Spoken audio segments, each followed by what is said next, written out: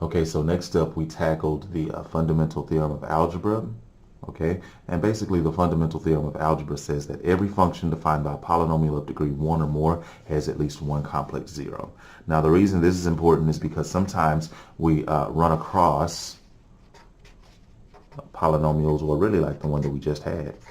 And if you look at that and stare at it long enough, you'll notice that you can't factor it over the real numbers. Okay, but what's going on with this is that even though we can't factor it, we can still find zeros. It's just that those zeros aren't real numbers. They are complex numbers though. Okay, so every function defined by a polynomial of degree 1 or more has at least one complex zero. Also, we can say that a function that's defined by a polynomial of degree n has at most n distinct zeros. So then if we have a cubic polynomial, we know that that polynomial has at most 3 distinct zeros. Okay, so let's look at our next example here.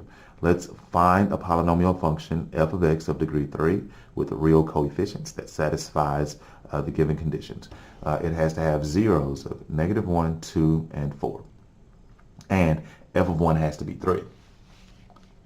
So what's going on with this? Well, we can actually use the factor theorem here.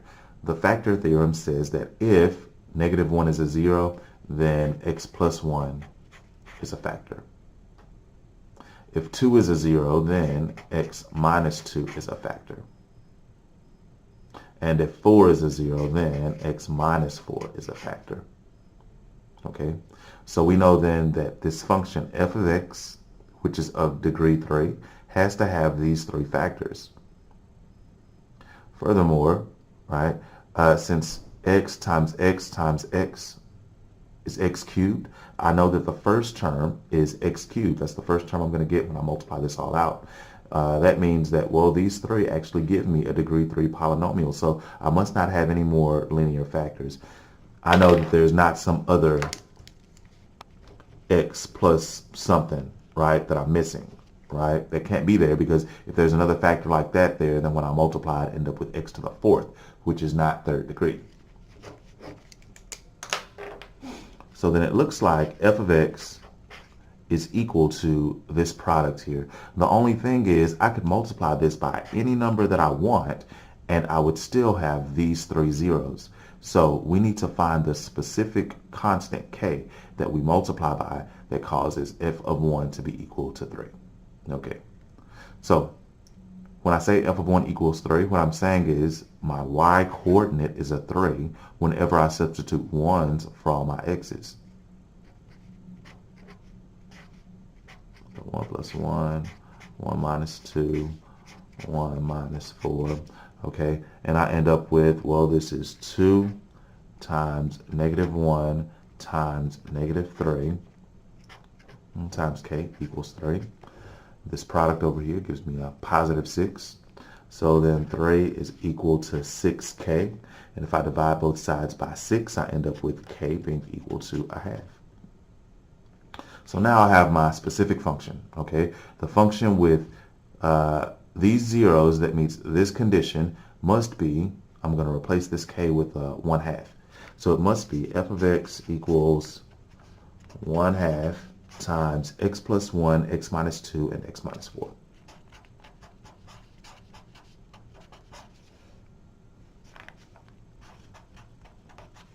And we're done. We just found the specific function that meets these really 4 conditions. Now, we also did one like the bottom of the page here. Okay, notice that says -2 is a 0 of multiplicity 3. So what does that mean? We know that if -2 is a 0, then x plus 2 is a factor. But the fact that it says of multiplicity 3, we know that this factor must appear 3 times. Okay. However, instead of just writing out that x plus 2 3 times, we'll typically write x plus 2 to the 3rd power. Okay, so I know that x plus 2 to the 3rd power must be a factor of f of x. However, just like last time, there are lots of functions that have x plus 2 to the 3rd power as a factor. Okay, so that -2 is the only 0. So then to figure out the specific function, I consider the fact that I can multiply by any constant k that I want, and then I use this condition here.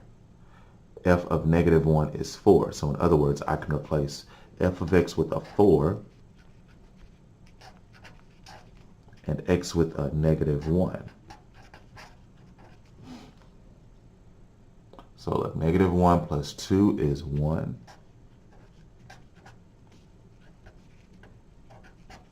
And 1 cubed is 1, so k is 4. So then the only function, the only degree 3 function, right? Remember it had to be degree 3. The only degree 3 function that meets these conditions here is f of x is equal to 4 times x plus 2 quantity cubed. All right. We have one more example, and I'll tackle that one with you in just a moment.